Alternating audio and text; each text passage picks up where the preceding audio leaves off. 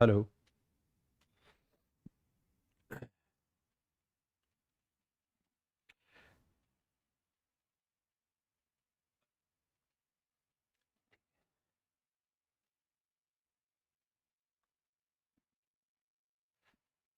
Hello बच्चों, very good morning to all of you. बहुत बहुत स्वागत है आप सारे के सारे बच्चों का आपके अपने प्यारे से यूट्यूब चैनल के ऊपर जिसका नाम है आशीष सिंह लेक्चर्स।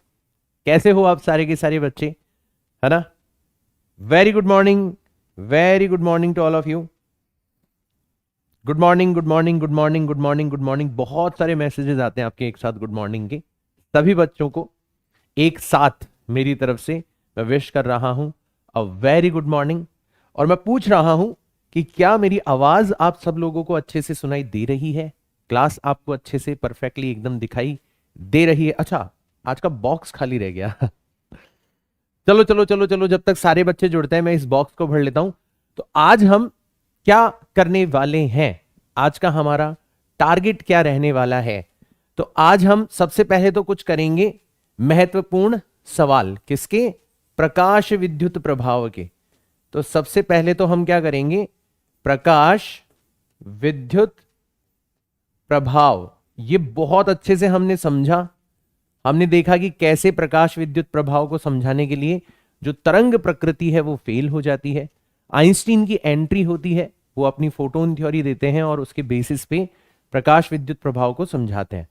अब सबसे अच्छी बात यह है कि ये चैप्टर इतना इंटरेस्टिंग है कि यहां से बहुत ज्यादा चांसेस हैं कि आपके बोर्ड्स के अंदर या फिर जितने भी कॉम्पिटिटिव एग्जाम की आप मेरे साथ में तैयारी कर रहे हो उसके अंदर न्यूमेरिकल पूछा जाए।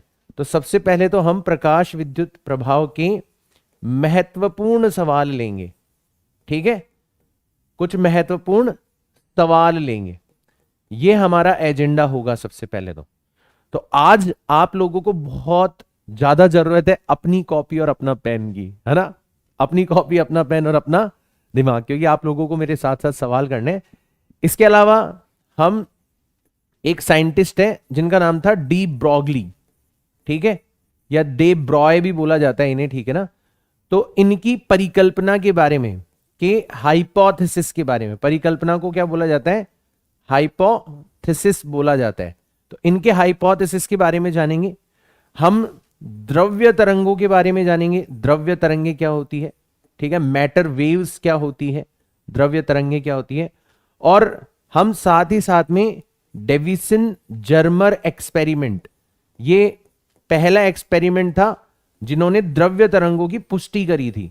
तो हम डेविसन जर्मर एक्सपेरिमेंट के बारे में भी जानेंगे और इस तरीके से हम लोग आज का जो सेशन है उसको कंप्लीट करेंगे। तो थोड़ा थोड़ा सा अच्छा और इंपॉर्टेंट सेशन होने वाला है आज का। इसीलिए मैं चाहता हूं कि सारे के सारे बच्चे पूरे के पूरे फोकस के साथ में जुड़े आज क्लास के अंदर। ठीक है, चलो, बहुत बढ़िया, बहुत बढ़िया। ठीक है, अच्छा, बहुत दिनों बाद मैं ऐसा कर रहा हूं लेकिन बीच बीच में मैं करता रहूंगा। आप ध्यान रखना, ये जो क्लासेस हो रही है इनका लक्ष्य सिर्फ बोर्ड का एग्जाम नहीं है। आप में से बहुत सारे बच्चे बोलते हैं कि सर आपका तो पूरा का पूरा फोकस जो है वो बोर्ड के ऊपर चला गया। आप ध्यान रखो कि ये जितनी भी क्लासेस हम यहां पर ले रहे हैं उन सब का असली मकसद है आपको जेई और नीट तक पहुंचाना। तो आप लोगों को तो बस मन लगा के 11th की और 12th की दोनों की इतनी सारी जो आपकी क्लासेस हो रही है फिजिक्स, केमिस्ट्री, मैथ्स, बायोलॉजी के अंदर, उनको आपको मन लगा के अटेंड करना है। आप तो ये देखो कि आप हमारे साथ साथ 100% एफिशिएंसी पे काम कर रहे हो या नहीं कर रहे, मतलब हम जो पढ़ा रहे हैं वो आपको अच्छे से समझ में आ रहा है या नहीं आ रहा, उसको आप सवालों के अंदर उपयोग कर पा रहे हो या फिर नहीं कर पा रहे। आपको चमत्कार अपने आप होते हुए नजर आ जाएगा आपके जेई के अटेम्प्ट के अंदर या फिर नीट के अटेम्प्ट के अंदर। बहुत सारे बच्चे, मैं बार बार कहता हूं, बार बार कहता हूं कि किसी भी चीज से अगर तुम घबरा गए इसका मतलब तुमने अपना फोकस लूज कर दिया, और फोकस लूज कर दिया तो तुमने आधी लड़ाई वहीं पर हार दी। क्यों घबरा रहे हो? बच्चे मैसेज करते हैं कि सर जेई मेंस का पहला अटेम्प्ट आ गया, अब क्या करें, अब क्या? भाई क्यों? पढ़ो ना, अब क्या करेगा, सीधा सीधा आंसर है पढ़ो। और सर आप ये भी करवाओ, भाई करवा रहे हैं हम, जो करवा रहे हैं अगर आपने उतना कर लिया आपके बहुत अच्छे मार्क्स आ जाएंगे, राइट? तो ये आपकी कुछ रेगुलर क्लासेस चल रही है, और स्पेसिफिक क्लासेस जो हैं उसके लिए हमने एक स्पेसिफिक चैनल बनाया है आईआईटी और नीट का, उसके ऊपर भी आपको ज्वाइन कर लेना है। और वहां पर देखो प्लान क्या था, प्लान ये था कि आपका 12th का सिलेबस खत्म होगा, साथ साथ 11th का सिलेबस खत्म होगा, ठीक है। उसके अंदर फिजिक्स में पर्सनली मेरी वजह से डिले हुआ, मेरी हेल्थ प्रॉब्लम की वजह से, ठीक है, और थोड़ा सा डिले हुआ है, उसको भी हम लोग कवर अप कर लेंगे। और उसके बाद में हमारा प्लान था कि हम 2 धाराओं में बढ़ जाएंगे। हम एक तरफ चले जाएंगे जहां पर आप बोर्ड के अंदर बहुत अच्छे से कैसे मार्क्स लाए जाते हैं, एक एक चीज को हम बोर्ड के रिस्पेक्ट में तैयार करने लगेंगे, क्योंकि बहुत सारे बच्चे इस साल बोर्ड का एग्जाम भी दे रहे हैं और साथ साथ में आईआईटी और नीट का एग्जाम दे रहे हैं, लेकिन बहुत सारे बच्चे ड्रॉपर्स भी हैं, तो उनको बोर्ड से कोई लेना देना नहीं है। तो उनके लिए एक अलग धारा बनेगी, एक अलग चैनल बना दिया हम लोगों ने यार, ताकि आपको कंफ्यूजन होने की जरूरत ही ना हो।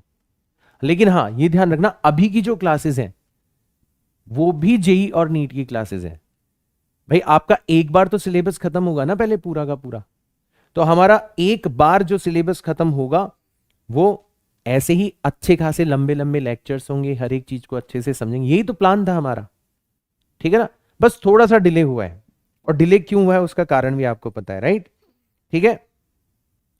चलो सर, आपने बोला था कि 2 ही लेक्चर्स के अंदर ये वाला चैप्टर खत्म हो जाएगा। अरे भाई ये सब बेवकूफों की वाली बातें मत करा करो यार।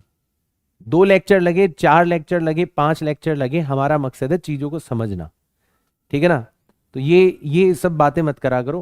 प्लानिंग के अंदर हम लोग लेके चलते हैं कि हाँ यार 2 लेक्चर के अंदर खत्म करेंगे, बट जब समझाने जाते हैं चीजों को, जब आप लोगों के सवाल आते हैं, लगता है कि यार इस चीज को थोड़ा सा और गहराई तक जाकर समझा देते हैं, इसके थोड़े से और न्यूमेरिकल, थोड़े से और एग्जाम्पल्स करवा देते हैं, राइट, ठीक है।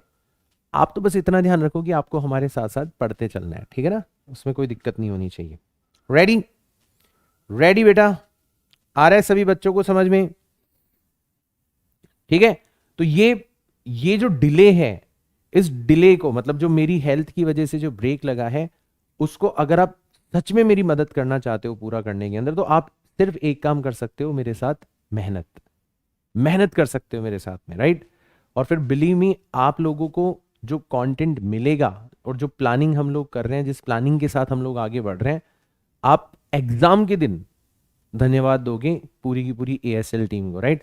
और अगर तुम नहीं मेहनत करोगे और इधर उधर बस घबराओगे, इधर उधर के सवाल, मतलब इधर उधर की बातें करोगे ना, मतलब आपने मेन चीज के ऊपर फोकस नहीं किया, जो पढ़ाया जा रहा है, जो समझाया जा रहा है, जो सवाल करवाया जा रहा है, और आपने बस केवल और केवल खुद भी डरे, अपने टीचर्स को भी डराया, अपने साथ में पढ़ने वाले बच्चों को भी डराया, एक नेगेटिव माहौल क्रिएट करने की कोशिश करी, तो फिर आपका कुछ नहीं होगा, राइट। तो a very good morning to all of you. सारे के सारे बच्चे फटाफट से टाइप कर दो #जिद कर, और तैयार हो जाओ आज की क्लास के लिए। मजेदार क्लास रहेगी हमारी। अब सबूत आपको यही मिल जाएगा। देखो, एक सबसे बड़ी पता है गलती क्या हुई है, और ये गलती करी है कोचिंग इंस्टीट्यूट वालों ने। उन्होंने क्या करा है कि जानबूझ के उन्होंने लेवल्स बनाए हैं कि और ये बोर्ड के लेवल की पढ़ाई है, ये नीट के लेवल की पढ़ाई है, जेई के लेवल, ताकि आप लोगों से महंगी फीस वसूली जाए। मैं बहुत रियलिटी वाली बात बता रहा हूं। जबकि मैं हमेशा क्या कहता हूं कि फिजिक्स में कोई लेवल्स नहीं होते, सिर्फ और सिर्फ लेवल होता है आपकी समझ का। आपकी समझ जितनी गहरी होगी, जितनी गहरी होगी, आप उतने अच्छे लेवल तक किसी भी एग्जाम को फाइट कर सकते हो। इसीलिए हमारे इस चैनल के ऊपर हम लेवल्स के हिसाब से नहीं पढ़ाते। हमें आपको कोई कोर्सेज वगैरह थोड़ी ना बेचने हैं, कुछ बहुत सारी महंगी फीस थोड़ी ना वसूलनी है आप लोगों से, राइट।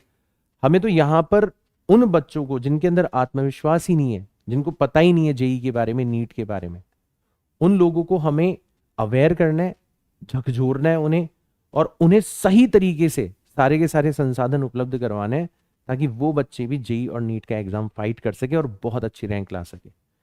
बेशक हमारा तरीका अलग है, मेरा तरीका तो बहुत ही अलग है। मैं इसीलिए बच्चों को डिफरेंशिएट नहीं करता कि ये बच्चा क्लास 11th में है या क्लास 12th में है या ड्रॉप कर रहा है, नहीं। मेरे सामने एक बच्चा है जिसको फिजिक्स नहीं आती, और मुझे उसको फिजिक्स सिखानी है, इस तरीके से सिखानी है कि वो बच्चा उस फिजिक्स का खुद उपयोग करने लग जाए, और फिर चाहे सवाल किसी भी एग्जाम का हो, उस एग्जाम के अंदर वो सवालों को करने लग जाए। This is my target. मेरा टारगेट ये नहीं है कि यार ये 11th का बच्चा है इसको ऐसे पढ़ाना है, ये 12th का बच्चा है इसको ऐसे पढ़ाना है, ये ड्रॉपर है इसको ऐसे पढ़ाना है, ये IIT वाला बच्चा है इसको ऐसे पढ़ाना है, ये नीट वाला बच्चा है इसको ऐसे पढ़ाना है। नहीं, मेरा टारगेट है कि मेरे सामने बच्चा है, उसको फिजिक्स नहीं आती और मुझे उसको फिजिक्स सिखानी है। मुझे उसको इतनी गहराई तक कॉन्सेप्ट्स की समझ विकसित करनी है कि वो किसी भी लेवल का क्वेश्चन कर जाए, किसी भी लेवल का क्वेश्चन कर जाए, बशर्ते बस वो मेरे साथ मेहनत करे, मेरे पे आंख बंद करके भरोसा करे, जैसा जैसा मैं कहूं वैसा वैसा करता चला जाए। तो आप मुक्त हो जाओगे। ये सारा का सारा जो डर का माहौल बनाया गया है ना, उससे मुक्त होके पढ़ोगे। क्योंकि मेरे साथ साथ पढ़ते हो आपको लगेगा ही नहीं कि फिजिक्स कोई डिफिकल्ट सब्जेक्ट है, आपको लगेगा ही नहीं कि IIT कोई डिफिकल्ट एग्जाम है, आपको लगेगा ही नहीं कि नीट कोई डिफिकल्ट एग्जाम है। ये सिर्फ और सिर्फ डर का माहौल क्रिएट किया गया है ताकि आपको कुछ बेचा जा सके यार, और कोई कारण नहीं है, कोई कारण नहीं है। आप समझते नहीं हो इन सब चीजों को, राइट? ठीक है, चलो तो स्टार्ट करते हैं आज का लेक्चर। सबसे पहले अपन लेंगे प्रकाश विद्युत प्रभाव के कुछ महत्वपूर्ण सवाल। आई होप तैयार होंगे। मैंने इधर उधर की बातें आज कुछ ज्यादा कर ली, I am really sorry for that, but yes we will start. And आज की क्लास बहुत अच्छी होगी। आई होप आप सभी लोगों को क्वेश्चंस दिख रहे होंगे, है ना? बहुत इंपॉर्टेंट क्वेश्चन है, one of the most important question. ये कई बार एग्जाम्स में पूछा जा चुका है, कई बार कई बार, और ये बच्चों को बहुत घुमा देता है सवाल। ध्यान से समझना है इस सवाल को, सारे के सारे बच्चे ध्यान से समझना है इस सवाल को। क्या कहा गया है? एक प्रकाश सुग्राही पदार्थ है, प्रकाश सुग्राही पदार्थ, फोटो सेंसिटिव मटेरियल है, मतलब जिसके ऊपर तुम प्रकाश डालोगे तो इलेक्ट्रॉन क्या कर लेंगे? उस प्रकाश का अवशोषण कर लेंगे, राइट? दहली आवृत्ति की 1.5 गुना आवृत्ति का प्रकाश आपतित होता है। तो दहली आवृत्ति है, उसकी 1.5 गुना आवृत्ति का प्रकाश आपतित होता है, ठीक है ना? यदि आवृत्ति को आधी कर दिया जाए और तीव्रता को 2 गुना कर दिया जाए तो प्रकाश विद्युत धारा कितनी हो जाएगी? जो संतृप्त धारा है उसका मान कितना हो जाएगा? उसका मान कितना हो जाएगा? तो कई बार क्या करेंगे, सबसे पहले तो हम क्या करेंगे, इस सवाल में ये सोचेंगे कि यार संतृप्त धारा के ऊपर फर्क किसका पड़ता है, किस चीज का फर्क पड़ता है बताओ? संतृप्त धारा किसकी वजह से प्रभावित होती है? संतृप्त धारा की अगर बात करी जाए तो संतृप्त धारा किस से प्रभावित होती है? किस से प्रभावित होती है बताओ? किस से प्रभावित होती है? और आप सभी लोगों का जवाब आना चाहिए बेटा, मजा तभी आएगा पढ़ने के अंदर जब सवाल जवाब होंगे यहां पर, ठीक है? तो एक है हमारे प्रकाश की आवृत्ति, आवृत्ति से प्रभावित होती है, या फिर दूसरा है प्रकाश की तीव्रता। बताओ, बहुत अच्छे से पढ़ा था, बहुत अच्छे से समझा था, प्रयोग किया था और बहुत अच्छे से आपको ये बताया भी था मैंने। Very good very good very good very good very good. तो आप सभी को पता है कि संतृप्त धारा किससे प्रभावित होती है? आवृत्ति से नहीं होती, किससे होती है? तीव्रता से। किससे होती है? तीव्रता से, तीव्रता के समानुपाती होती है। तो बच्चे पता है क्या करेंगे? बच्चे ये सोचेंगे कि यार आवृत्ति को आधी कर दिया, कोई फर्क तो पड़ने वाला है नहीं, इग्नोर करो।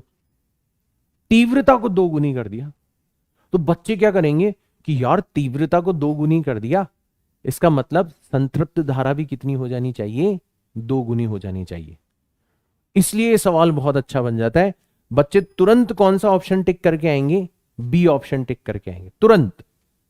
यार सर ने बताया था संतृप्त धारा जो है वो आवृत्ति पर तो निर्भर नहीं करती, तो आवृत्ति का तो कोई फर्क पड़ेगा नहीं, तीव्रता का फर्क पड़ेगा। तीव्रता को जितना गुना कर दोगे संतृप्त धारा भी उतनी गुना हो जाएगी। तो आपने तीव्रता को 2 गुना कर दिया तो संतृप्त धारा भी कितनी हो जाएगी? 2 गुना हो जाएगी। तुरंत बच्चे बी ऑप्शन लगा के आ जाएंगे और तब बनेगा ये अच्छा सवाल। क्योंकि जो आप गलत सोच रहे हो ना, और जो आपका गलत आंसर आ रहा है वो भी आपको दिया हुआ है। इसीलिए तो ये क्वेश्चन ये अभी 2018 या 19 में ही पूछा गया था नीट के अंदर, और उससे पहले जेईई मेंस के अंदर पूछा जा चुका है, राइट? तो इसलिए अच्छा सवाल बन जाता है। यहां पर ऑप्शन बी करेक्ट नहीं है, नहीं है ऑप्शन बी करेक्ट। क्यों सर? सारा तो लॉजिक बैठ रहा है यहां पर, फिर क्यों सही नहीं है? क्योंकि एक और दिमाग लगाओ, एक और दिमाग लगाओ कि केस नंबर 1 जो हमारा पहला केस था उसमें आवृत्ति कितनी थी, उसमें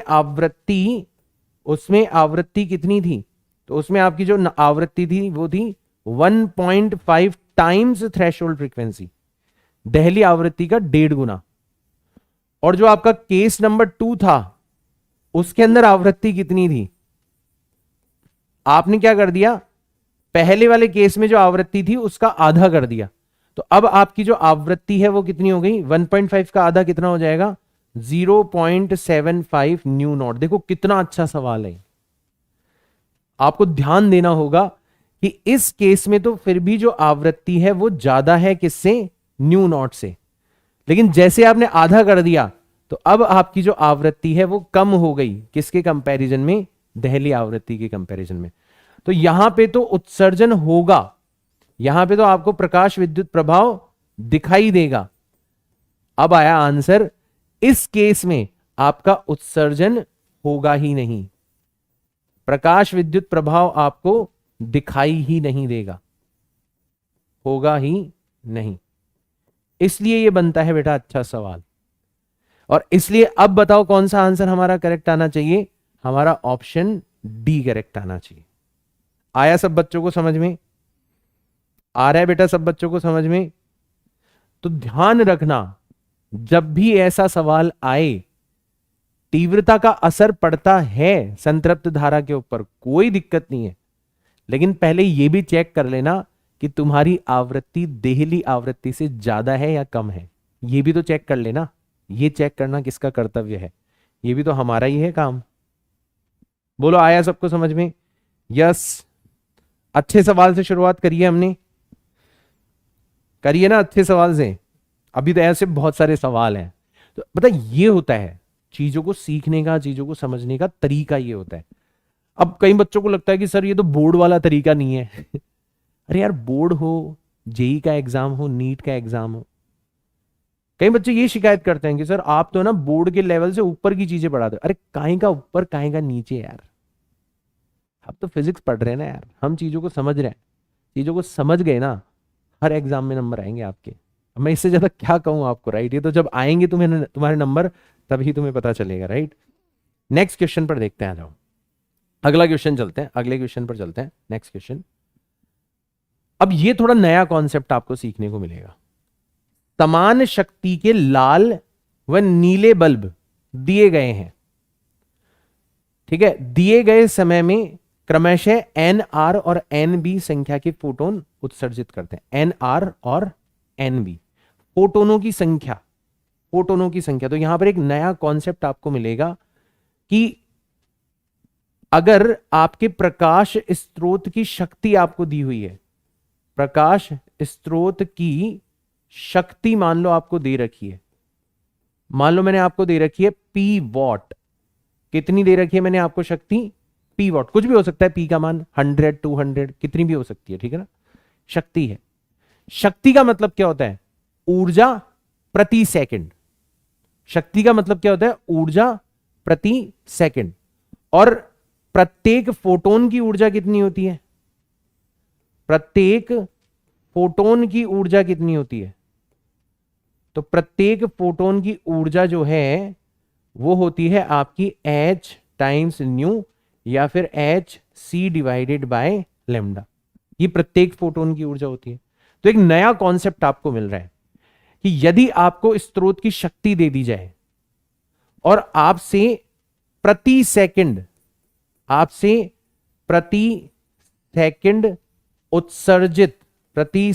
उत्सर्जित फोटोन्स की संख्या पूछी जाए कि एक सेकंड में बताओ इस स्रोत से कितने फोटोन, ठीक है ना, फोटोन्स की संख्या अगर आपसे पूछी जाए तो आप क्या करोगे? बहुत आसान है सर, एक सेकंड के अंदर टोटल कितनी ऊर्जा प्रकाश स्रोत से बाहर निकल रही है उसका मतलब होता है शक्ति। तो जो कुल ऊर्जा है वो ये रही और एक फोटोन की ऊर्जा है वो ये रही। तो आप अगर संख्या निकालना चाहते हो प्रति सेकंड तो आपको क्या करना पड़ेगा, शक्ति को फोटोन की ऊर्जा से क्या करना पड़ेगा, विभाजित करना पड़ेगा। इसको आप ऐसे भी लिख सकते हो P times lambda divided by HC। अब आप चाहो तो इसको एज अ फॉर्मूला यूज कर सकते हो, फॉर्मूले के तौर पर आप इसको यूज कर सकते हो। तो पहले तो मुझे बताओ कि ये चीज समझ में आई या नहीं आई? ये नई चीज है ना, ये हमने चैप्टर के अंदर डिस्कस नहीं करी थी। तो ये फायदा होता है सवालों को करने का, कि कई बार सवाल हमें चीजों को और अच्छे से और गहराई तक समझने में मदद करते हैं, ठीक है ना। और ये पता है मेरा तरीका भी है पढ़ाने का, मैं कोई भी चीज स्किप नहीं करवाता। हाँ ये जरूर है, ऑर्डर अलग होगा, कि कोई चीज मैं आपको सवालों के अंदर करवाऊंगा ताकि तुरंत आपको समझ में आ जाए एग्जाम्पल्स के थ्रू, राइट। तो अब आते हैं अपन हमारे सवाल के ऊपर। तो एन आर का मतलब क्या हो गया? तो एन आर का मतलब हो गया कि शक्ति तो समान है, शक्ति तो समान है। अच्छा, प्लैंक्स कांस्टेंट जो है वो भी सबके लिए समान होता है, वो भी सबके लिए समान होता है, ठीक है ना। और T multiplied by lambda R लिख देते हैं अपन, ठीक है। ये तो एन आर का मान होगा। और एन बी का मान कितना हो जाएगा? एन बी का मान हो जाएगा P times lambda B divided by H C. तो आप नोटिस करो कि अगर इन दोनों को विभाजित कर दोगे, अगर इन दोनों को विभाजित कर दोगे तो एन आर बटे एन बी जो है, बाकी सब चीजें कट जाएगी। शक्ति दोनों की समान है, कट गई। एच और सी दोनों के लिए समान है, कट गए। तो सिर्फ और सिर्फ क्या बचेगा? Lambda R divided by lambda B. और ये तो हम कई बार देख चुके हैं कि जो लेमडा आर होता है वो होता है ज्यादा, ठीक है। सबसे ज्यादा तरंगदैर्घ्य किसकी होती है? लाल कलर की। और लेमडा बी होता है आपका कम। तो आप बड़ी संख्या को छोटी संख्या से डिवाइड कर रहे हो, बड़ी संख्या को छोटी संख्या से आप क्या कर रहे हो? डिवाइड कर रहे हो। यानी कि पक्का ये जो अनुपात है N R divided by N B, ये आपका क्या हो जाएगा?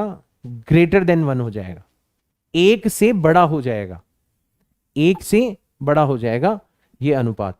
यानी कि एन आर जो होगा उसका मान एन बी की तुलना में क्या हो जाएगा? कम हो जाएगा। एन आर का मान एन बी की तुलना में कम हो जाएगा। लाल कलर के जो फोटोन है वो ज्यादा उत्सर्जित होंगे और ब्लू कलर के जो फोटोन्स है वो कम उत्सर्जित होंगे। ये चीज हमें पता पड़ गई। तो कौन सा वाला ऑप्शन करेक्ट होगा हमारा? कौन सा वाला ऑप्शन करेक्ट होगा? ऑप्शन सी हमारा करेक्ट हो जाएगा। ये ऑप्शन हमारा करेक्ट हो जाएगा। कर लोगे बेटा आप सारे के सारे बच्चे? वेरी गुड यार, मैंने तो अभी देखे ऑप्शंस, मैक्सिमम बच्चे पहले से ही आंसर करके बैठे। तो अब से इसको आप डायरेक्ट फॉर्मूले की तौर पर यूज कर सकते हो, है ना। ये बन गया आपका हथियार। अब से आप इसको हथियार की तरह क्या कर सकते हो? यूज कर सकते हो। आया समझ में? तो ऐसा एक और सवाल ले लें अपन, एक और सवाल लें, है ना। चलो एक और सवाल लेते हैं, एक और सवाल लेते हैं, मजा आएगा। पहले ये वाला सवाल करते हैं, ये रहा, आ जाओ ये रहा, ये वाला सवाल करते हैं। एक वर्णी प्रकाश स्रोत, अब हमें क्या दे रखी है यहां पर? शक्ति दे रखी है। क्या दे रखी है? पावर। कितनी दे रखी है? 200 वॉट ये पावर हमें दे रखी है। और 4 × 10⁻20 फोटोन प्रति सेकंड उत्सर्जित करता है, ठीक है। तो प्रति सेकंड उत्सर्जित फोटोनों की संख्या हमें कितनी दे रखी है? 4 × 10⁻20 इतने फोटोन्स प्रति सेकंड आपके उत्सर्जित हो रहे हैं, ठीक है। बहुत बढ़िया बात है। तो बताओ प्रकाश की तरंगदैर्घ्य कितनी होगी? तो अब तो हमारे पास में डायरेक्ट हथियार है। कौन सा वाला हथियार है? अभी अभी हमने इकट्ठा किया था इस हथियार को, कि हमारे पास में एक डायरेक्ट हथियार मौजूद है कि एन का मान जो होता है वो किसके बराबर होता है? P lambda divided by H C के बराबर होता है। P times lambda divided by H C के बराबर होता है। तो यहां पर एन का मान कितना आ जाएगा? 4 × 10⁻20 और फॉर्मूले के हिसाब से कितना आ जाएगा? शक्ति हो जाएगी आपकी 200 वॉट। लेमडा आपको निकालना है और एच सी की जगह क्या रखा जा सकता है? एच की जगह रखा जा सकता है, एच सी की जगह रखा जा सकता है 1240, ठीक है, मैंने बताया था, nanometre multiplied by electron volt. Nanometre multiplied by electron volt. अब थोड़ा ध्यान से कैलकुलेशन करना, ध्यान से कैलकुलेशन करना, ठीक है ना। तो यहां से देखो लेमडा का मान कितना आएगा, यहां से लेमडा का मान कितना आएगा? इस 0 से तो 0 को काट देते हैं अपन, ठीक है। ये 4 से कट जाएगा कितनी बार? 5 बार। और ये 4 से कट जाएगा कितनी बार? 31 बार कट जाएगा, ठीक है। इससे ज्यादा काटने की जरूरत नहीं है, इससे ज्यादा काटने की जरूरत नहीं है। तो लैम्डा का जो मान है वो अब कितना आ जाएगा, लैम्डा का मान, ठीक है। तो 4 गुणा 10⁻20 गुणा, ठीक है, 4 गुणा 10⁻20, यहां पर एज इट इज है, ये 31 इलेक्ट्रॉन वोल्ट चला गया ऊपर। अब इलेक्ट्रॉन वोल्ट को जूल में अगर कन्वर्ट करें तो इलेक्ट्रॉन वोल्ट का मतलब क्या होता है, 1.6 इंटू 10⁻−19 जूल। तो 31 को भेज दिया उधर और इलेक्ट्रॉन वोल्ट को भी भेज दिया उधर। तो इलेक्ट्रॉन वोल्ट को जूल में कन्वर्ट करेंगे तो किससे गुणा करना पड़ेगा, 1.6 इंटू 10⁻−19 से गुणा करना पड़ेगा। और नीचे आपने किससे डिवाइड कर दिया, नीचे आपने डिवाइड कर दिया किससे, 5 से। तो जो डायरेक्ट आंसर आएगा वो किसके अंदर आ जाएगा, नैनोमीटर के अंदर। ये नैनोमीटर भी चला गया ना, तो डायरेक्ट नैनोमीटर के अंदर आपका आंसर आ जाएगा, डायरेक्ट नैनोमीटर के अंदर आपका आंसर आ जाएगा। तो अब इसको हमें सॉल्व करना है, इसको हमें क्या करना है, सॉल्व करना है, ठीक है। चलो सॉल्व करते हैं। तो ये 10⁻−19 से 10⁻20, एक 10 रह जाएगा। ये 5 से 10 भी चला गया, क्या बचेगा, 2 बचेगा।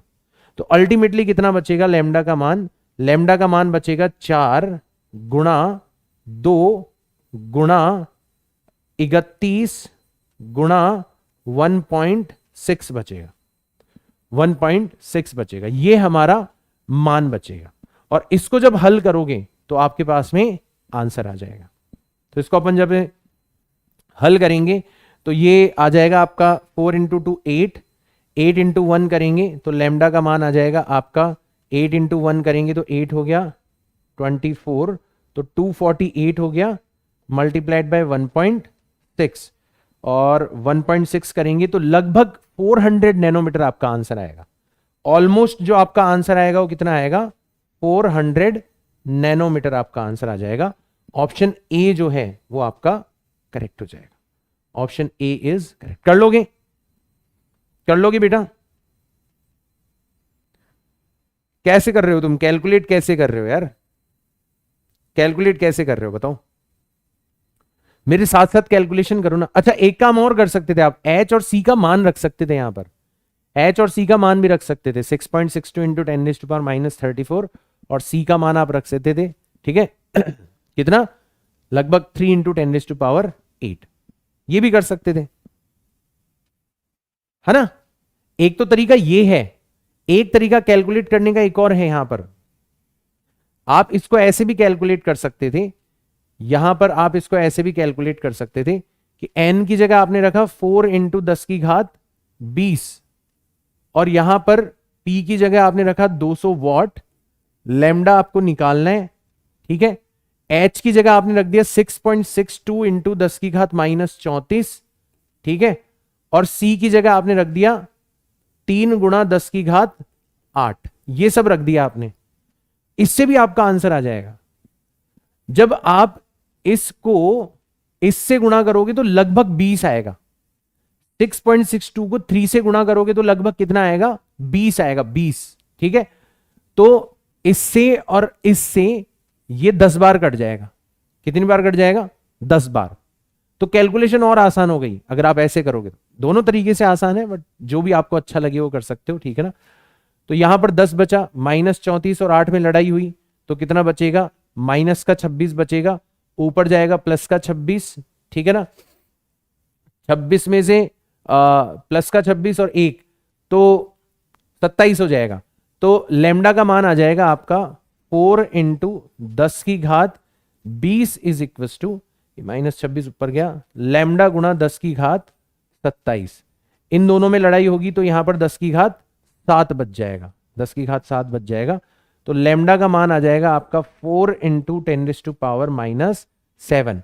अगर आप इसको 10⁻2 से मतलब 100 से ऊपर गुणा करते हो और 10⁻2 से विभाजित करते हो तो ये फिर मान आ जाएगा आपका 400 इंटू 10⁻9, यानी कि 400 नैनोमीटर। मैं तो एक एक स्टेप समझा रहा हूं आपको यार, आप लोग इंटरेस्ट नहीं लोगे तो इसमें मेरा कोई दोष नहीं है ना। मैं तो एक एक चीज आपको समझा रहा हूं, है ना। तो ऐसे कैलकुलेशन करोगे तो भी आपका आंसर लगभग 400 नैनोमीटर आएगा, लगभग आएगा, मतलब एग्जैक्ट कैलकुलेशन करोगे तो ऊपर नीचे आ सकता है, बट हमें ऑब्जेक्टिव क्वेश्चंस में क्या होता है, सबसे जो क्लोजेस्ट आंसर होता है वो लगाना होता है। जैसे कुछ बच्चे कैलकुलेट कर रहे हैं, उनका लगभग 397 के लगभग आ रहा है, ठीक है, तो भी आप 400 नैनोमीटर आंसर लगा के आ सकते हो। हाँ, अगर सब्जेक्टिव क्वेश्चन होता, बोर्ड के अंदर आता है क्वेश्चन, तो फिर आपको एग्जैक्ट कैलकुलेशन करके आनी थी। अब मुझे बताओ सारे के सारे बच्चे, सबको समझ में आया ही है ना? आ रहा है ना? कंफ्यूज थोड़ी ना हो रहे हो?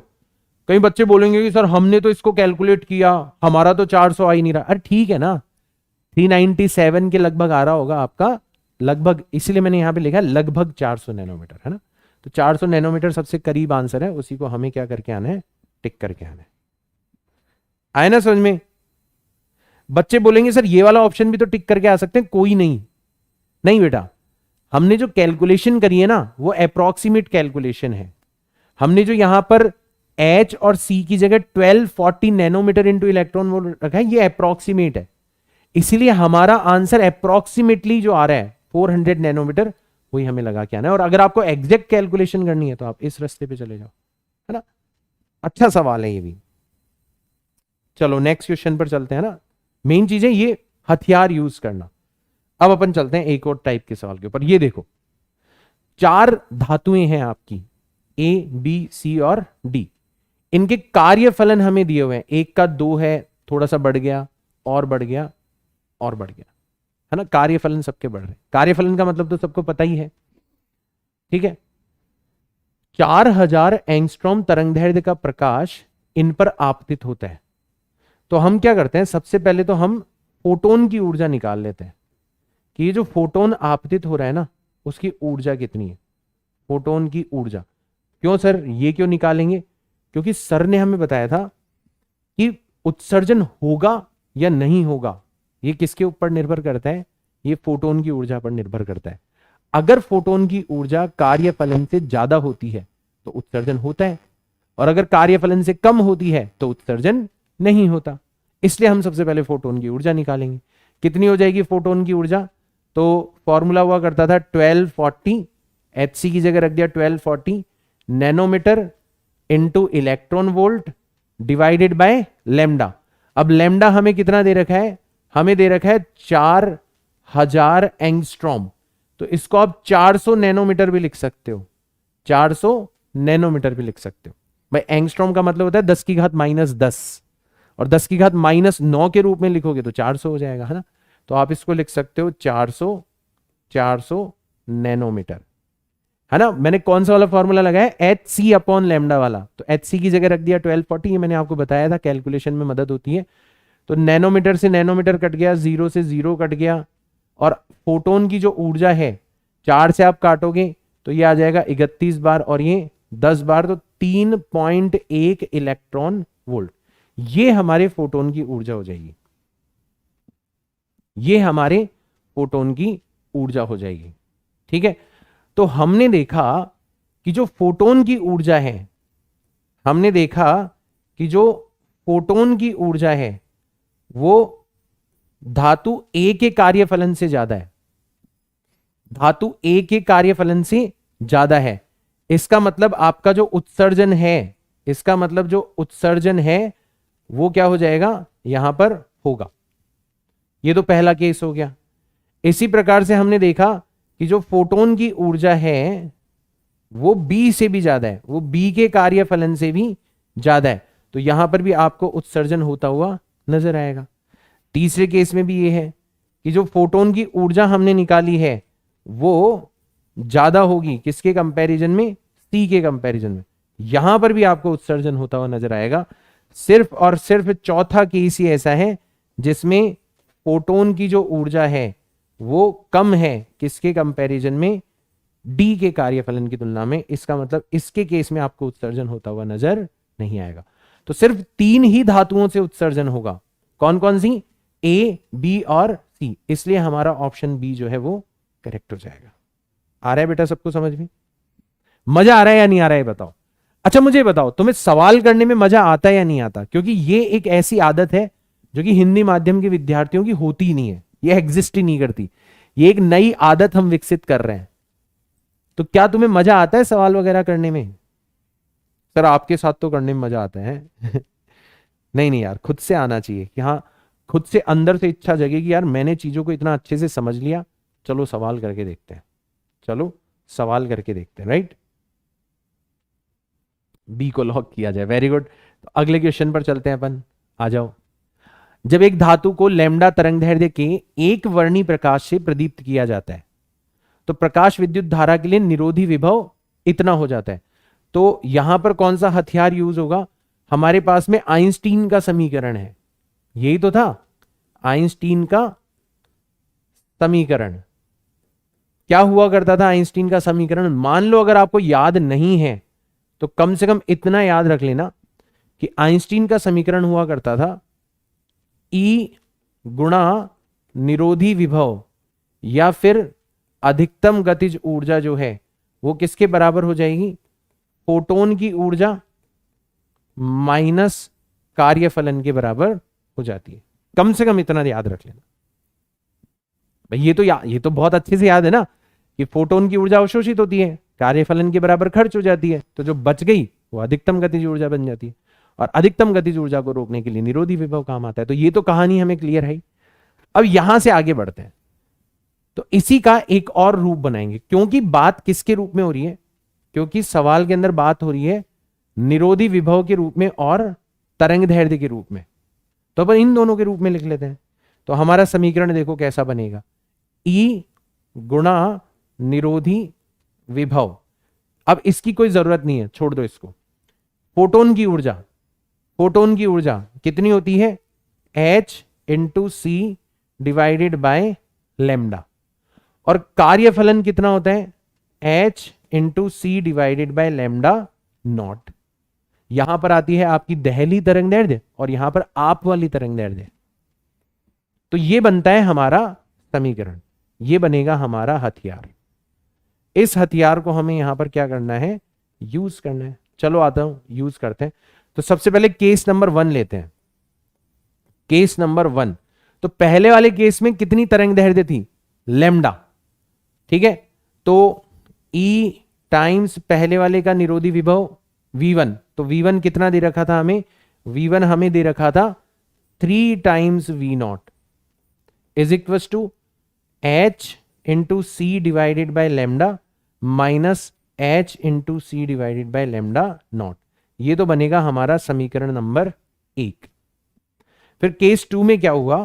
केस 2 में आपने तरंगदैर्ध्य को बदल दिया। कितना कर दिया? अब आपने तरंगदैर्ध्य को 2 लैम्डा कर दिया। कितना कर दिया? 2 लैम्डा। तो ये हो जाएगा E मल्टीप्लाइड बाय, और निरोधी विभव कितना हो गया? निरोधी विभव रह गया सिर्फ और सिर्फ V। निरोधी विभव कितना रह गया? सिर्फ और सिर्फ V0 रह गया, सिर्फ और सिर्फ V0 रह गया, इज इक्वल टू तरंगदैर्ध्य आपने कितनी कर दी? 2 लैम्डा कर दी, 2 लैम्डा। अच्छा, धातु समान है, इसका मतलब कार्यफलन के ऊपर भी कोई भी फर्क नहीं पड़ेगा। इसका मतलब कार्यफलन के ऊपर कोई भी फर्क नहीं पड़ेगा। तो ये हो जाएगी आपकी समीकरण नंबर 2। ये हो जाएगी आपकी समीकरण नंबर 2। तो हमसे पूछा गया है कि बताओ वैद्युत उत्सर्जन के लिए देहली तरंगदैर्ध्य का मान कितना होगा, इस लैम्डा नॉट का मान कितना होगा, ये हमसे पूछा गया। तो अब हमारे पास में 2 समीकरण आ चुके हैं। हम क्या करते हैं? हम समीकरण 1 को समीकरण 2 से क्या कर देते हैं? विभाजित कर देते हैं। अपने आप हमारा काम हो जाएगा, अपने आप। समीकरण 1 को और समीकरण 2 को विभाजित कर देते हैं। तो जब आप विभाजित करोगे, E से E कट जाएगा, V0 से V0 कट जाएगा, सिर्फ क्या बचेगा? 3 बचेगा। और इधर HC कॉमन आके कैंसिल आउट हो जाएंगे। तो ऊपर तो बचेगा 1 upon lambda minus 1 upon lambda not, और नीचे बचेगा 1 upon 2 lambda minus 1 upon lambda not. Cross multiply करते हैं, इसको उठा के उधर ले जाते हैं, तो ये हो जाएगा 3/2 into 1 upon lambda minus 3 upon lambda naught is equal to 1 upon lambda minus 1 upon lambda naught. इसको पूरे को उठा के हमने 3 से मल्टीप्लाई कर दिया। अब सबको एक तरफ कर लेते हैं, तो इसको उठा के इधर ले आते हैं, तो 3 divided by 2 lambda minus 1 upon lambda हो जाता है। इसको उठा के इधर, और इसको उठा के इधर ले आते हैं, तो ये आ जाएगा आपका 3 upon lambda not minus 1 upon lambda not. इधर एलसीएम आ गया आपका 2 लैम्डा, तो बचेगा 3 - 2। एलसीएम कितना आ गया 2 लैम्डा, तो इधर तो बच गया 3, इधर बच गया आपका 2, और इधर एलसीएम कितना आ गया आपका लैम्डा नॉट, तो यहां पर आ जाएगा 3 - 1, तो 3 - 2 बचेगा 1 upon 2 lambda is equal to 3 - 1 बचेगा 2 डिवाइडेड बाय लैम्डा नॉट, तो लैम्डा नॉट का मान आ जाएगा आपका 4 टाइम्स लैम्डा। ये हो जाएगा आपका आंसर। ये बहुत इंपॉर्टेंट क्वेश्चन है, ऐसे क्वेश्चन पूछे जाने के चांसेस बहुत ज्यादा होते हैं, बहुत ज्यादा। आप उठा के देखोगे लगातार आपके ऐसे ही क्वेश्चन जो हैं वो आपसे पूछे जाते हैं। बोलो आया सबको समझ में? Option A will be correct, option A will be correct. किस किस बच्चे ने कर लिया था एक बार मैं देखना चाहूंगा। Very good very good very good very good very good, बहुत सारे बच्चों ने कर लिया था यार। Option A is correct, option A is correct, very good यार, मजा आ गया। ठीक है चलो बहुत बढ़िया। ऐसे अपन इस सवाल को कर सकते, बहुत टिपिकल सवाल है, मतलब आप समीकरण को 2 बार लगाना है आपको, बस इतना ध्यान रखो, जो भी समीकरण है उसको 2 बार लगाना है, इतना सही है ये सवाल, ठीक है ना। तो ऐसे सवाल आपको बहुत सारे मिलेंगे। ये देखो, चांदी का कार्यफलन दे रखा है हमें। जब 100 नैनोमीटर तरंगदैर्ध्य वाला पराबैंगनी प्रकाश आपतित किया जाता है तो 7.7 वोल्ट का विभव फोटो इलेक्ट्रॉन्स को संग्राहक प्लेट पर पहुंचने से रोकने के लिए आवश्यक होता है। तो हमारा जो पहला केस दे रखा है, केस नंबर 1, कार्यफलन हमें कितना दे रखा है 4.7 इलेक्ट्रॉन वोल्ट दे रखा है, ये नहीं बदलेगा क्योंकि धातु आपकी समान है। लैम्डा आपको कितना दे रखा है 100 नैनोमीटर दे रखा है पहले वाले केस में, और जो निरोधी विभव है वो आपको कितना दे रखा है 7.7 इलेक्ट्रॉन 7.7 वोल्ट दे रखा है, 7.7 वोल्ट दे रखा है। ये आपका निरोधी विभव है। और जो केस नंबर 2 है, जो केस नंबर 2 है उसमें क्या क्या बदला, उसमें 200 नैनोमीटर का तरंगदैर्ध्य, तो बाकी सब चीजें सेम है, बाकी सब चीजें सेम है, बस हमने लैम्डा क्या कर दिया, लैम्डा आपने बढ़ा दिया, कितना कर दिया 200 नैनोमीटर कर दिया। तो अब बताओ फोटो इलेक्ट्रॉनों को रोकने के लिए जो निरोधी विभव जो आवश्यक होगा ये कितना होगा, ये आपसे सवाल के अंदर पूछा गया। तो पहले तो सवाल समझो अच्छे से, पहले तो सवाल अच्छे से समझना है।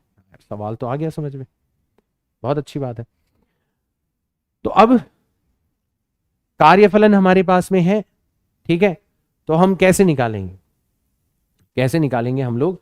तो वैसे अगर डायरेक्ट समीकरण का यूज किया जाए तो E times V naught dash जो होता है, ठीक है, वो किसके बराबर होता है फोटोन की ऊर्जा। तो फोटोन की ऊर्जा हो जाती है Hc, तो Hc की जगह मैं रख सकता हूं 1240 nanometre multiplied by electron volt, Hc की जगह, डिवाइडेड बाय लैम्डा, तो लैम्डा कितना है मेरा 200 नैनोमीटर है।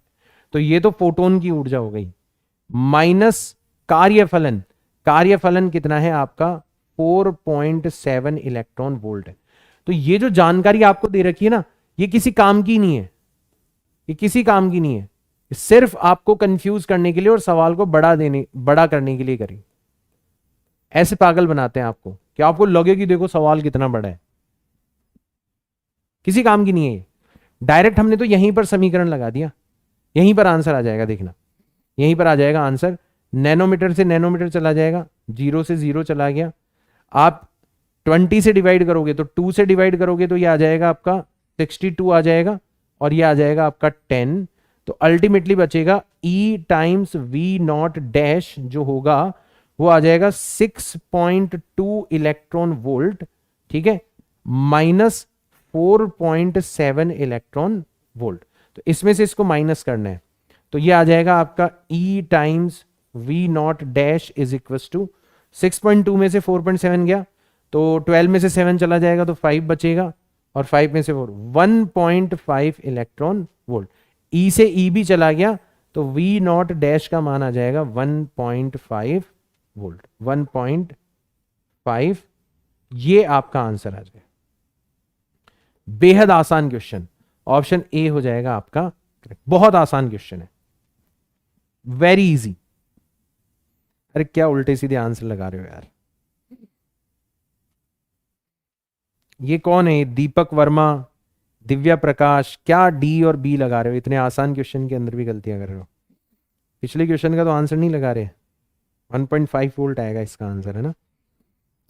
ठीक है, चलो और आगे चलते हैं। फोटो इलेक्ट्रॉन्स की गतिज ऊर्जा E है, जबकि आपतित प्रकाश की तरंगदैर्घ्य λ/2 है। तो ये बन गया हमारा केस नंबर 1।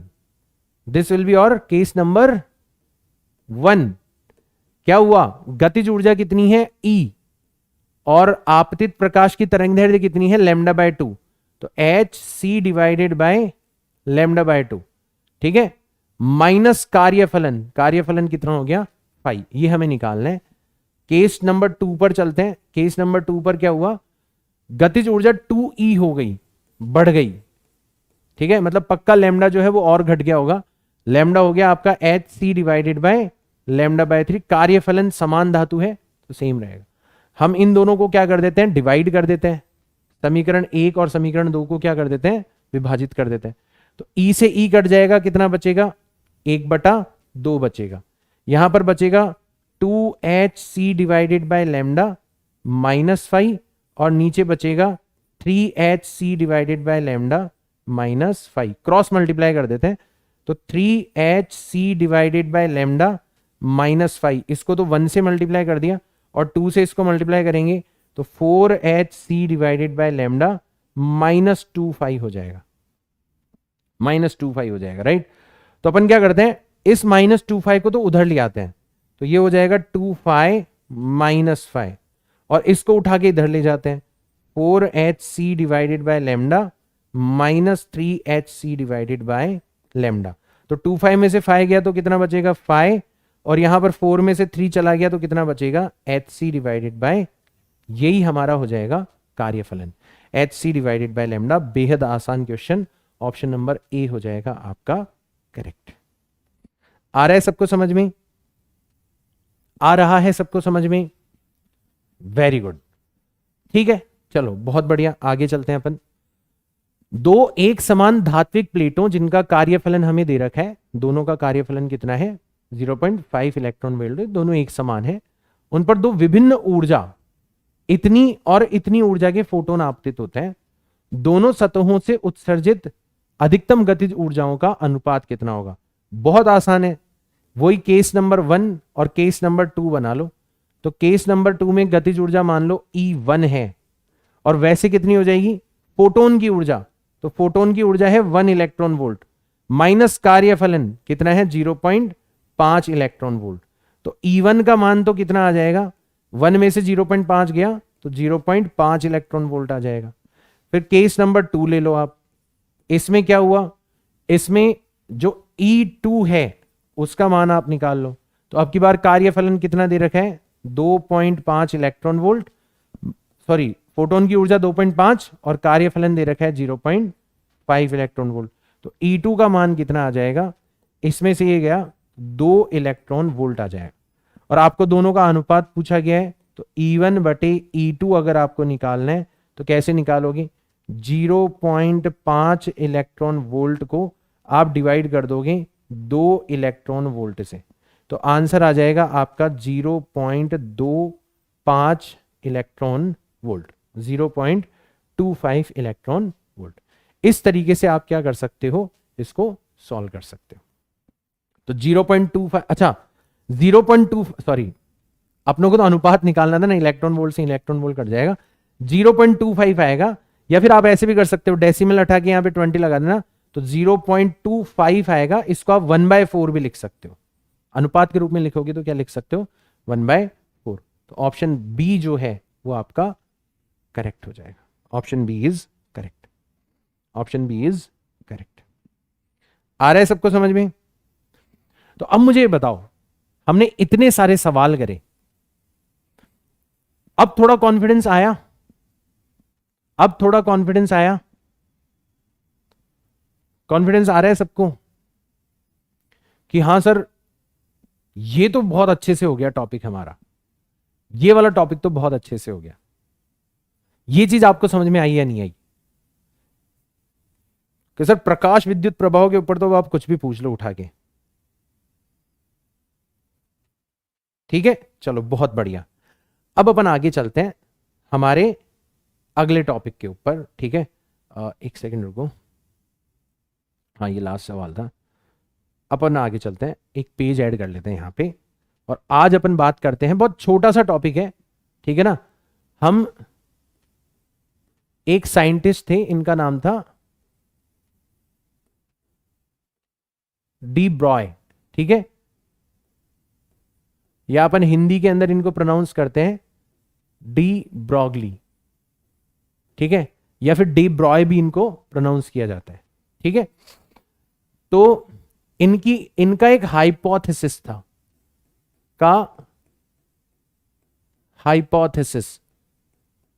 हाइपोथेसिस का मतलब होता है परिकल्पना या संकल्पना।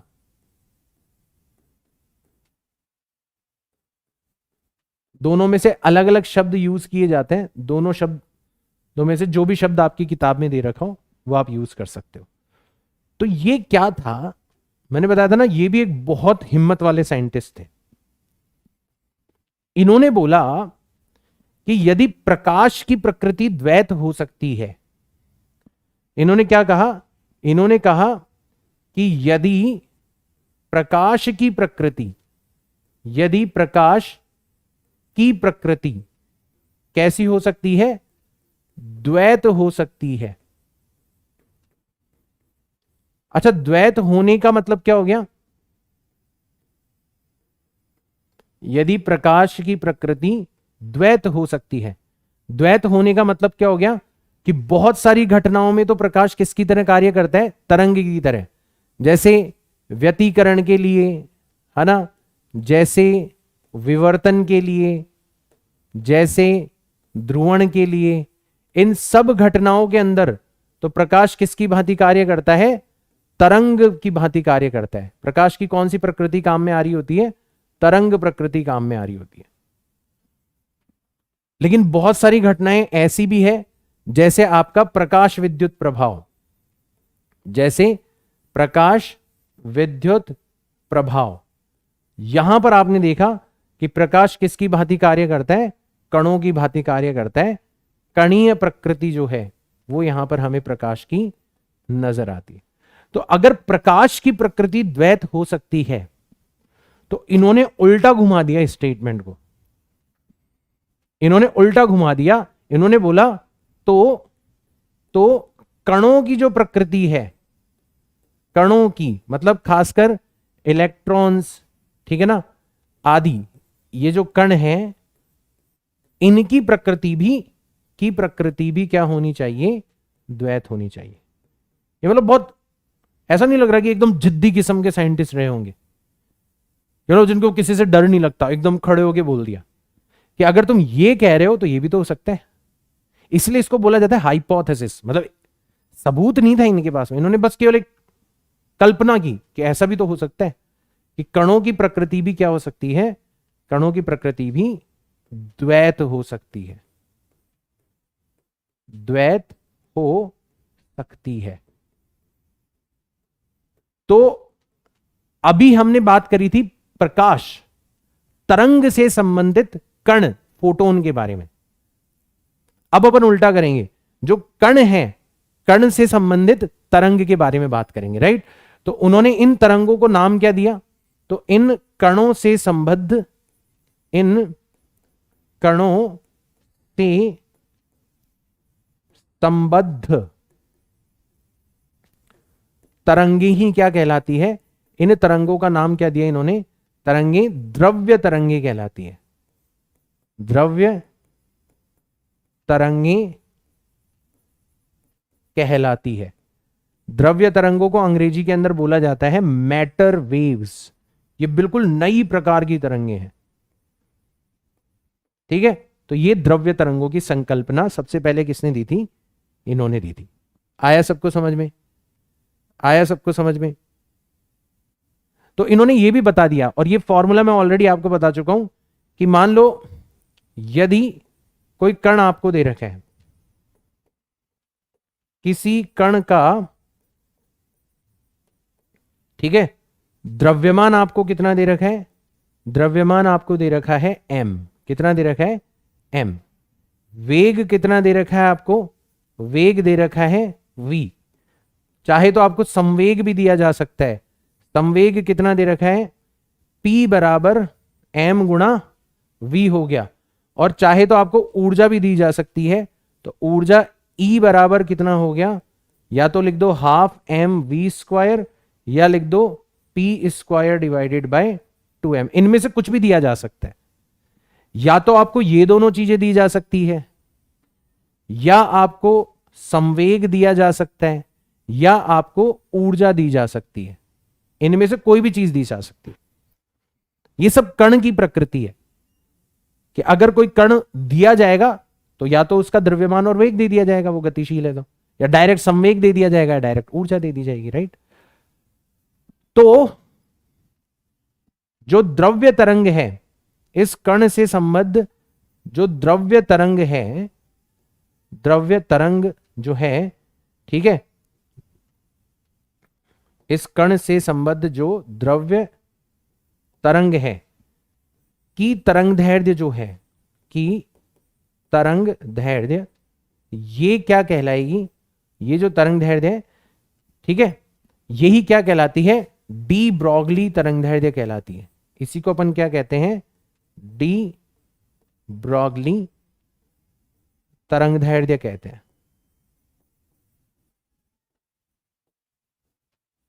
ठीक है। और इसका मान कितना होता है, तो अपन ऑलरेडी बता चुके हैं, इसका मान कितना होगा कि जो लैम्डा है उसका मान हो जाएगा आपका h अपॉन पी। ये हम पहले भी देख चुके हैं, ये हम पहले भी देख चुके हैं, हमने फोटोनों में देखा था कि फोटोनों का जो संवेग होता है वो कितना होता है, h अपॉन लैम्डा। तो फोटोन तरंग थे, हमने उनका संवेग निकाला था, उनको कण बताया था। यहां पर उल्टा काम कर रहा है, कण है मतलब संवेग दिया होगा और आपसे क्या पूछी जाएगी, तरंग दैर्ध्य। अब संवेग की जगह आप क्या रख सकते हो, आप h अपॉन संवेग की जगह m इंटू वी भी रख सकते हो, तो ये भी एक फॉर्मूला बन गया।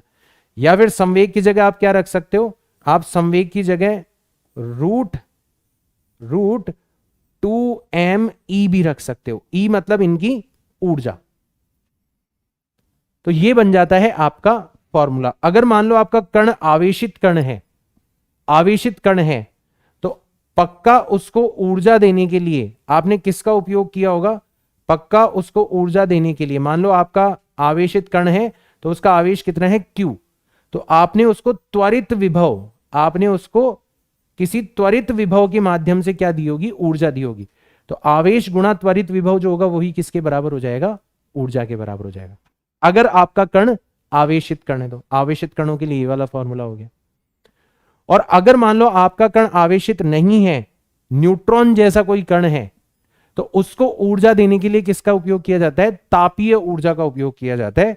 तो उस केस में जो ऊर्जा है वो हो जाती है आपकी कितनी, ट्वाइस ऑफ m, ऊर्जा हो जाती है आपकी 3 डिवाइडेड बाय 2 टाइम्स kT। के यहां पर बोल्ट्जमैन कांस्टेंट है, ये तुम क्लास 11th में पढ़ते होंगे कि किसी भी कण की जो तापीय ऊर्जा होती है वो कितनी होती है, 3/2 kT होती है। तो 2 से 2 चला गया, तो एक फॉर्मूला आपका ये भी हो जाएगा, रूट 3 इंटू एम इंटू के मल्टीप्लाइड बाय टी। तो अलग अलग फॉर्मूले हैं आपके, कब कौन सा फॉर्मूला यूज करना है ये डिपेंड करेगा कि सवाल में आपको क्या दे रखा है, सवाल में आपको क्या दे रखा है उसके ऊपर निर्भर करेगा। तो पहले तो मुझे ये बताओ बेटा, समझ में आया सबको? भाई सेम ही तो चीज है, कुछ नया तो पढ़ना नहीं है, बस केवल हमने बात को उल्टा घुमा दिया। हमने बोला कि प्रकाश की प्रकृति अगर द्वैत हो सकती है तो कणों की प्रकृति जो है वो भी द्वैत हो सकती है, कणों के संबद्ध तरंगे भी हो सकती है। उन्हीं का नाम हमने रखा द्रव्य तरंगे, और उन्हीं का जो तरंग दैर्ध्य है वो हमने यहां पर आपको निकाल के बता दिया। ठीक है, तो अब यहां पर बहुत कॉमन जो सवाल आप लोगों से पूछे जाते हैं उस टाइप का सवाल मैं आपको करवाता हूं, ठीक है ना, तो आपको और अच्छे से क्लियर हो जाएगा। क्या पूछा जाता है आपसे, तो आपसे सवाल में पूछा जाता है, जैसे 3 कण दे दिए आपको, सवाल में पूछा जाता है कि यदि, ठीक है, यदि किसी 3 कण दे दिए, प्रोटॉन, ठीक है, यदि किसी प्रोटॉन, ड्यूट्रॉन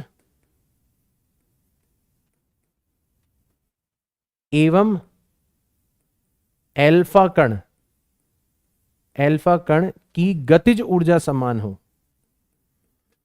कि गतिज ऊर्जाएं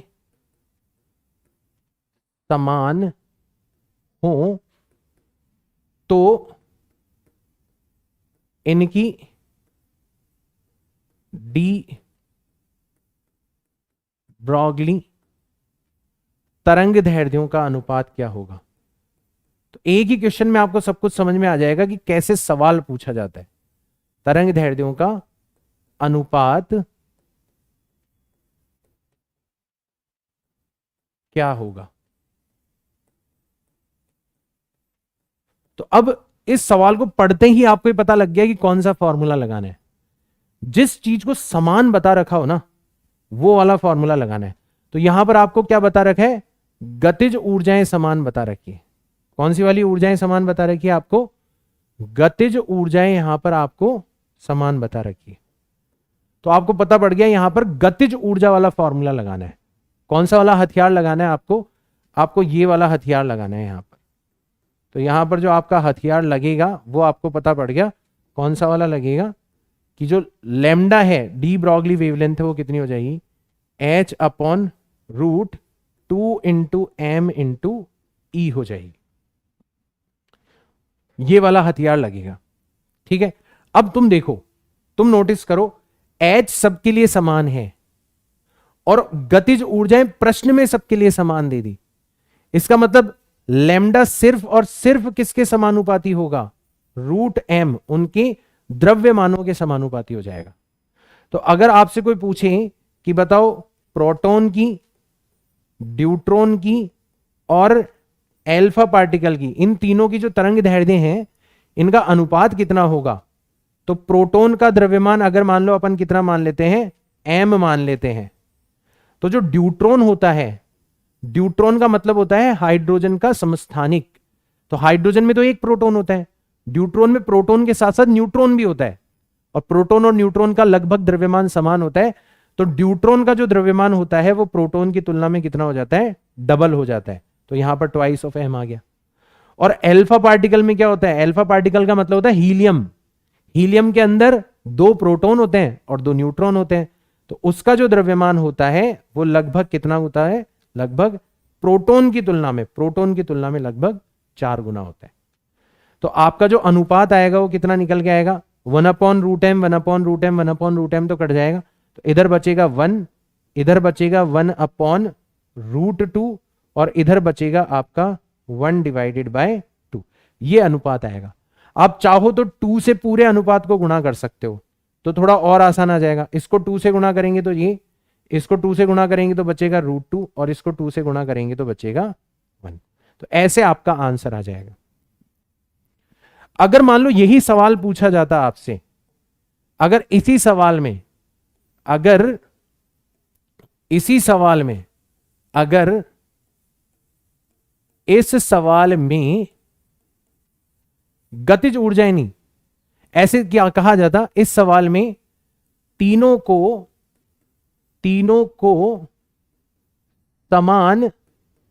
समान त्वरित विभव के द्वारा, त्वरित विभव के द्वारा गतिमान किया गया हो, तो अनुपात क्या होगा। अगर यह पूछा जाता आपसे, मैं इसलिए बोला था कि एक ही सवाल में मैं आपको सारी चीजें सिखा दूंगा, सारी चीजें, ठीक है। तो अब वही ना, देखो सवाल सेम है। यहां पर भी 3 कण थे, प्रोटॉन, ड्यूट्रॉन, एल्फा कण। यहां पर भी 3 कण है, प्रोटॉन, ड्यूट्रॉन, एल्फा कण। मैंने पूरा सवाल लिखा भी नहीं है। यहां पर गतिज ऊर्जाएं समान थी और यहां पर कौन सी चीज समान है, त्वरित विभव। तो हमें पता पड़ गया कि यहां पर कौन सा हथियार लगेगा, यहां पर जिसमें त्वरित विभव आता है वो वाला हथियार लगेगा। त्वरित विभव वाला हथियार क्या था, लैम्डा बराबर h upon root 2 into M into आवेश गुणा त्वरित विभव, ये हुआ करता था हमारा हथियार, ये वाला लगाएंगे। तो अब हम देखेंगे h सबके लिए समान है, 2 सबके लिए समान है, त्वरित विभव प्रश्न में सबके लिए समान है, तो सिर्फ और सिर्फ क्या बचेगा, m और q। तो यहां पर देखेंगे लैम्डा किसके समानुपाती हो जाएगा, 1 डिवाइडेड बाय रूट m और q के समानुपाती हो जाएगा। बाकी सब चीजें तीनों के लिए समान है। तो अनुपात क्या होगा यहां पर, तो यहां पर लैम्डा प्रोटॉन, लैम्डा ड्यूट्रॉन और लैम्डा एल्फा कण, इनका अनुपात क्या हो जाएगा। तो द्रव्यमानों का अनुपात तो हमें पता ही है, तो एक का हो जाएगा 1 अपॉन रूट m इंटू ई। प्रोटॉन का द्रव्यमान हमने मान लिया कितना, m, और प्रोटॉन का जो आवेश होता है वो इलेक्ट्रॉन के आवेश के बराबर होता है, m इंटू ई हो गया, राइट। ड्यूट्रॉन में क्या होगा, तो ड्यूट्रॉन में मैंने अभी अभी बताया था द्रव्यमान तो हो जाता है डबल, द्रव्यमान तो हो जाता है कितना, डबल, बट वो हाइड्रोजन का ही समस्थानिक है, यानी कि उसमें होता एक ही इलेक्ट्रॉन है, ठीक है। तो आवेश जो होगा वो अभी भी किसके बराबर हो जाएगा, वो अभी भी ई के बराबर हो जाएगा, ठीक है। अभी भी उसके ऊपर आवेश जो होता है वो एक ही इलेक्ट्रॉन के बराबर होगा, राइट। और रही बात किसकी, एल्फा कण की, तो एल्फा कण में क्या होगा, एक तो द्रव्यमान 4 गुना हो गया, 4m हो गया, साथ ही साथ में हीलियम +2 आयन होता है, +2, यानी कि जो आवेश होता है वो किसके बराबर हो जाता है, 2e के बराबर हो जाता है। ऐसे हमने सबके मान रख दी। तो 1 अपॉन रूट एम ई इसमें भी है, 1 अपॉन रूट एम ई इसमें भी है, और 1 अपॉन रूट एम ई इसमें भी है। कट जाएगा, सिर्फ क्या बचेगा, तो यहां पे बचेगा 1, यहां पर बचेगा अनुपात 1 बाय रूट 2, और यहां पर बचेगा अनुपात 1 डिवाइडेड बाय 2 रूट 2, मतलब 4 तो बाहर आ जाएगा रूट से और रूट 2 फंसा रह जाएगा। 2 रूट 2 से अपन क्या कर देते हैं, मल्टीप्लाई कर देते हैं, तो आंसर आएगा 2 रूट 2, रूट 2 कैंसिल आउट हो गया, तो यहां पर बचेगा आपका 2 और यहां पर बचेगा आपका 1, ये आपका आंसर आएगा। इसलिए मैं बोलता हूं कि भाई साहब फिजिक्स में रटा मत करो, रटने से तो आप क्या करोगे, गलतियां करके आओगे। तो सवाल में क्या दिया हुआ है उसके ऊपर निर्भर करता है। अगर ये सवाल होता तो आंसर ये आता, और अगर ये सवाल होता तो आंसर क्या आता, ये आता। रट मत लेना सवालों को, है ना, इसलिए मैं कहता हूं, राइट। तो ये होती है हमारी द्रव्य तरंगे, ये होती है हमारी द्रव्य तरंगे। तो द्रव्य तरंगों के बारे में अब कुछ भी पूछा जाए आप आसानी से जवाब दे सकते हो। आया सबको समझ में, ठीक है। तो अब एक छोटी सी चीज और बची हुई है, और वो है डेविसन जर्मर एक्सपेरिमेंट। तो डेविसन जर्मर एक्सपेरिमेंट को मैं एक अलग से छोटा सा वीडियो बना के चैनल के ऊपर अपलोड करवा दूंगा, छोटा सा 10 से 15 मिनट का वीडियो होगा, उसके अंदर मैं डेविसन जर्मर एक्सपेरिमेंट को एक्सप्लेन कर दूंगा, और वो आपका वीडियो यूट्यूब चैनल पे आपको मिल जाएगा, ठीक है ना। तो ऑफिशियली हमारे चैप्टर का समापन समारोह है। आप बोलोगे सर डेविसन जर्मर एक्सपेरिमेंट छोटा सा, क्योंकि उसके लिए एक अलग से क्लास रखने की जरूरत नहीं है। तो जो अगली क्लास है उसमें अपन नया चैप्टर स्टार्ट करेंगे, ठीक है ना। डेविसन जर्मर एक्सपेरिमेंट का वीडियो आज ही आपको मिल जाएगा, छोटा सा वीडियो होगा, मैं अभी बना दूंगा, ठीक है ना, और उसको मैं अपलोड करवा दूंगा, ठीक है। हाँ, अभी मैं क्लास लंबी नहीं ले सकता, ठीक है ना, क्योंकि मुझे थोड़ी सी दिक्कत हो रही है, ठीक है ना। इसलिए मैं अभी तो चाहूंगा विराम, आप सभी लोगों से अलविदा। उम्मीद करता हूं आप सभी लोगों को क्लास अच्छी लगी होगी। आप दूसरों के साथ में भी शेयर कर सकते हो, ज़्यादा से ज़्यादा संख्या तक ये क्लासेस पहुंचनी चाहिए बच्चों के पास में, ताकि अधिक से अधिक बच्चों को जगाया जा सके, पढ़ने का सही तरीका सिखाया जा सके, और सबसे इंपॉर्टेंट है फिजिक्स से प्यार करवाया जा सके। मैं मिलता हूं आपसे नेक्स्ट क्लास में, तब तक के लिए